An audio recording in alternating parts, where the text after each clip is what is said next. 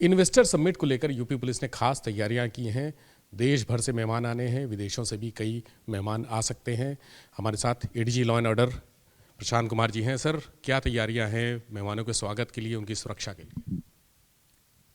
इसमें investor summit को लेके राज्य स्तरीय व्यवस्थाएं की गई हैं। उसके तुरंत बाद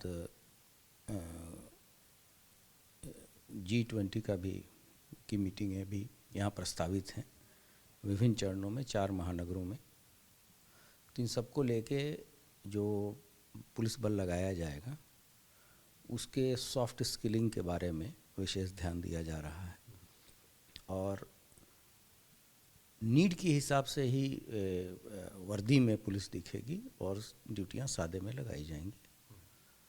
और इसके लिए जो जितने भी सिविल पुलिस के साथ साथ जो अन्य विंग हमारे हैं, जैसे इंटेलिजेंस का है, सिक्योरिटी का है, हमारी विशेषज्ञ जो एजेंसी ATS है, STF है, सबको इसको रोप इन किया गया है ताकि जो एक ईज़ ऑफ डूइंग बिजनेस या जो एक लॉ एंड ऑर्डर का मॉडल उत्तर प्रदेश ने दिया है कि जिसमें अपराध और अपराधियों के प्रति ज़ीरो टॉलरेंस की नीति चल रही है, उसको ग्राउंड पे कैसे हम लाएं और उससे कैसे हम इन्वेस्टमेंट को बढ़ावा दें, इस चीज़ को करने के पूरे प्रयास किए जा रहे हैं। अंतर्विभागीय समन्वय से ये सभी चीज़ें होंगी। इसके लिए मीटिंगें भी हो चुकी हैं और सभी लोगों को इस चीज़ का संज्ञान लाया गया है। जो वेन्यू इत्यादि हैं वहाँ पे जो आवश्यक सुरक्षा व्यवस्था होगी वो तो हम कराएंगे ही कराएंगे, लेकिन उस दौरान एक अच्छा मॉडल पेश किया जाएगा। जैसे अभी आपने देखा कि माघ मेला ही चल रहा है, तो माघ मेला के लिए भी बेहतर व्यवस्थाएं की जा रही हैं और भी जितने पर्व त्यौहार हैं वो काफ़ी शांतिपूर्ण तरीके से और आपसी सौहार्द से मनाए जा रहे हैं। या जैसे सांप्रदायिक दंगे पिछले 5.5 साल में कभी नहीं हुए।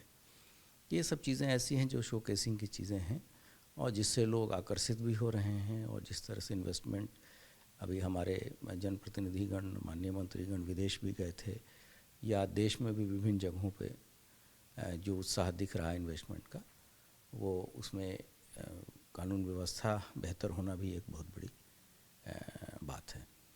मनोबल तो सर पुलिस का बढ़ा है, इतने बेहतर काम हुए हैं, लेकिन जो नियतन है या फोर्स है उसकी कमी कहीं ना कहीं महसूस होती है। भर्ती भी हो रही है हालांकि।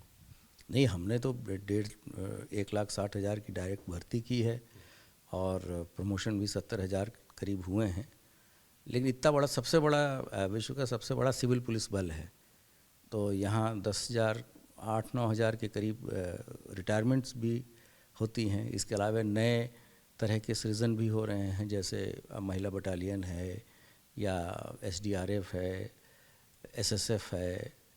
तो इन सब चीज़ों के लिए नए जो सृजित पद हैं उनके लिए भी लगातार भर्तियां हो रही हैं और कमी किसी आज के डेट में कमी की कोई बात नहीं है। पहली बार PSC फुल स्ट्रेंथ पे कार्य कर रही है।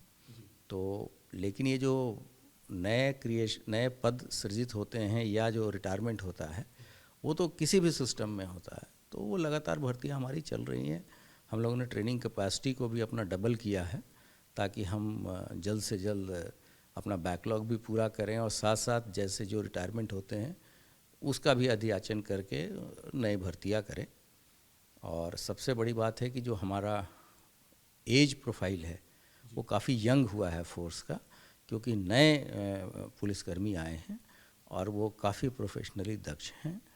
और चूँकि पारदर्शी तरीके से भर्तियां हुई हैं तो उनका मनोबल काफ़ी अच्छा है और विभाग के प्रति वो जिम्मेदारियां भी ले रहे हैं और उसके परिणाम भी आ रहे हैं। आज ही सर लखनऊ में इन्वेस्टर्स का एक रोड शो भी है, ये भी बड़ा कार्यक्रम है, उसकी तैयारियां?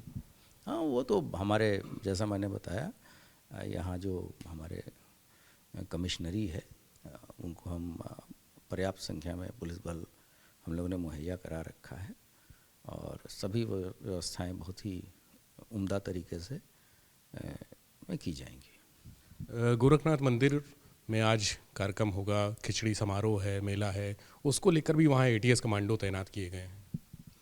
ये जो फोर्स डिप्लॉयमेंट है वो नीड बेसिस पे किया जाता है। जैसे माघ मेला चल रहा है तो 6 महत्वपूर्ण स्नान माघ प्रयागराज में होते हैं, जिसका दूसरा स्नान मकर संक्रांति को वहाँ होगा।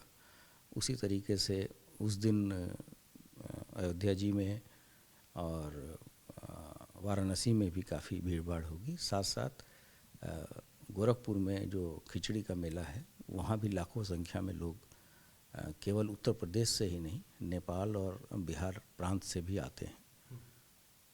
तो उस हिसाब से सिविल पुलिस का भी कंपोनेंट है, हमारे सादे में भी ड्यूटियाँ लगी हैं, हमारे कमांडो भी लगे हैं, ताकि किसी तरह की कोई छेड़छाड़ पवित्र जगहों पे और ख़ासकर भीड़ भाड़ वाली जगहों पे जहाँ श्रद्धालु एकत्रित हो रहे हैं इतनी भारी संख्या में, वहाँ सब कुछ सकुशल तरीके से बीत जाए, इसके व्यापक प्रबंध किए गए।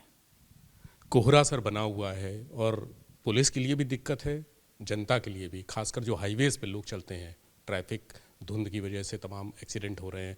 दूसरी तरफ पुलिस वाले रात में ड्यूटी कर रहे हैं, उनको मतलब किस तरह से सुरक्षा का एहसास दिलाएं, सुविधाओं का एहसास दिलाएं, कोई इसके लिए पहल की गई है?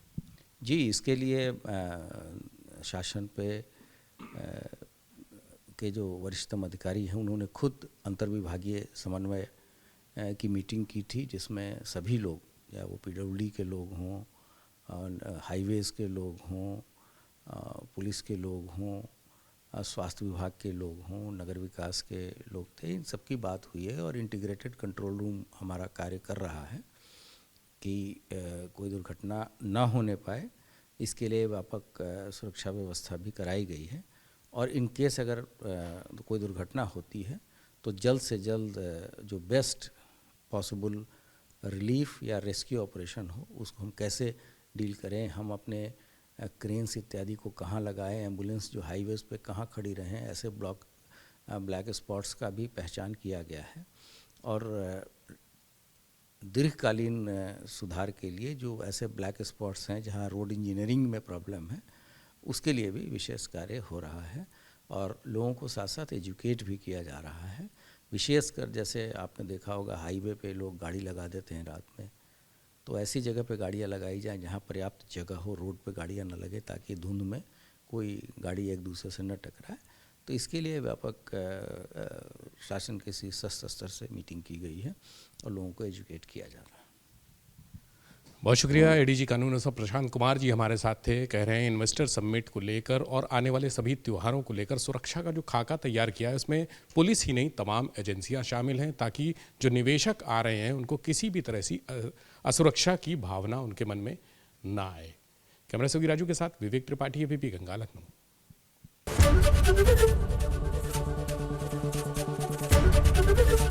एबीपी गंगा, खबर आपकी, जुबान आपकी।